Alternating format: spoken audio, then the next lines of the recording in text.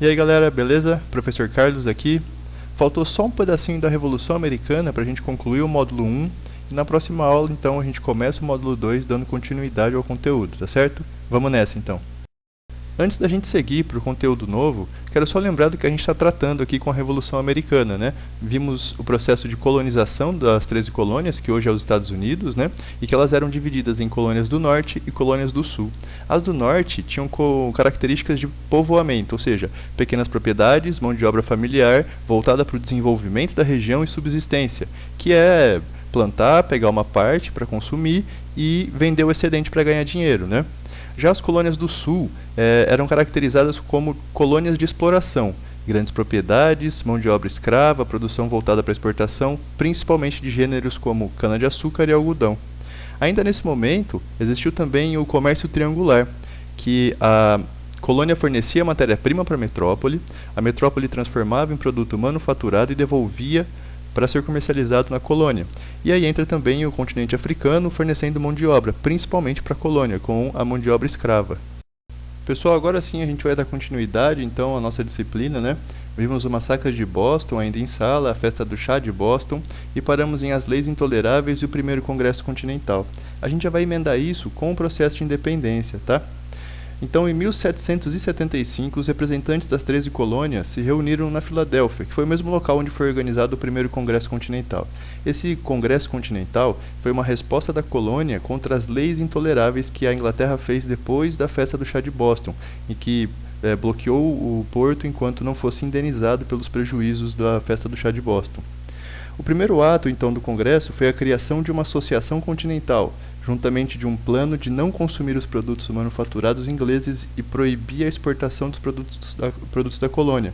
Isso deu muito certo, porque a Inglaterra percebeu, então, né, que as colônias estavam falando sério, né? Já a Declaração de Independência determinava a autonomia de cada colônia, que, né, seriam cada estado. Até hoje é assim nos Estados Unidos, pessoal, Estados Unidos da América. Cada estado tem uma certa autonomia, principalmente em relação à legislação. Já na Declaração da Independência, o conflito ficou claro, né, entre a colônia e a metrópole. Com o apoio da França, a colônia venceu e expulsou as tropas do exército inglês do território das colônias. Isso não foi do dia para a noite, né? Durou 6 anos essas batalhas aí. Rapidinho, pessoal, vou comentar um pouquinho do apoio francês à Revolução Americana, porque isso tem tudo a ver com o que a gente vai trabalhar no próximo capítulo, que é justamente a Revolução Francesa. A França tinha um grande interesse em enfraquecer a maior potência da época, que era a Inglaterra, né? Só que isso tinha um problema. A França passava por uma grave crise financeira. A gente já falou disso em Absolutismo Francês e vamos voltar a falar em Revolução Francesa. Os gastos desse apoio à Revolução Americana prejudicou ainda mais essa crise na França. E os militares que participaram da Revolução Americana voltaram para a França com ideais republicanos. Somado ao iluminismo que já acontecia na Europa, isso foi fundamental para a queda do absolutismo francês.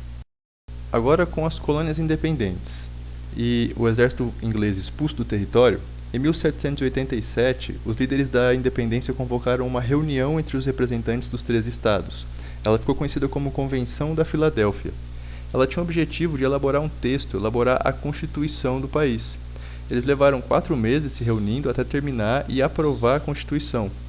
Uma característica muito interessante dela é que ela dividiu o poder em 3, aqueles do Montesquieu, lembram? Executivo, Legislativo e Judiciário.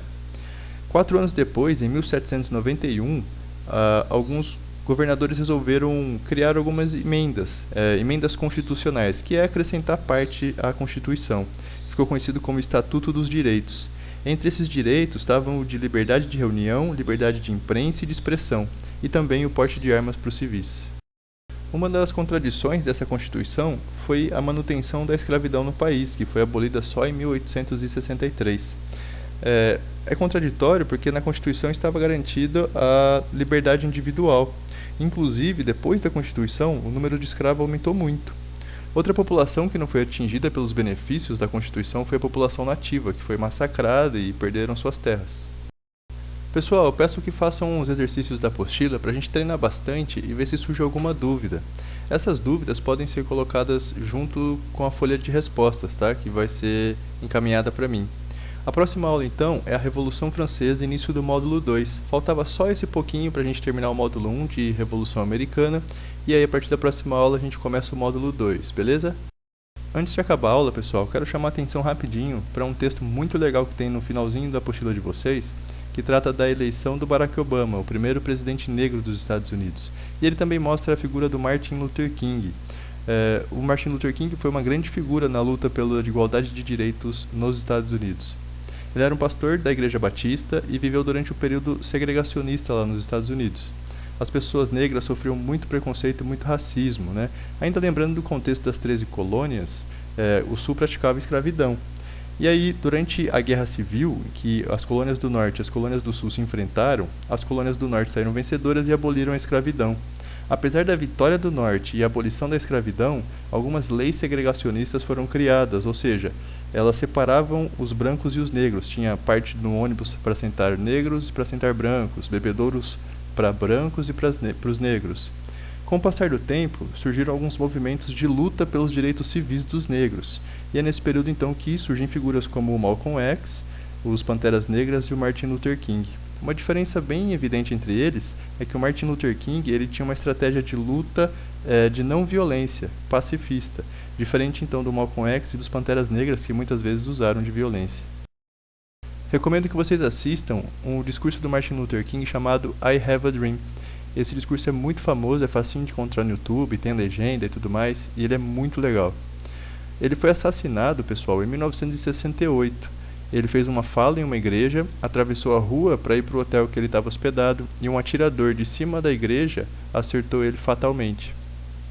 Galera, espero que vocês tenham gostado dessa aula. É uma forma da gente se aproximar nesse período delicado e histórico que a gente está vivendo, mas aposto que a gente vai tirar coisas positivas disso tudo, tá bem? Próxima aula, então, Revolução Francesa, a gente começa o módulo 2. Beleza? Grande abraço.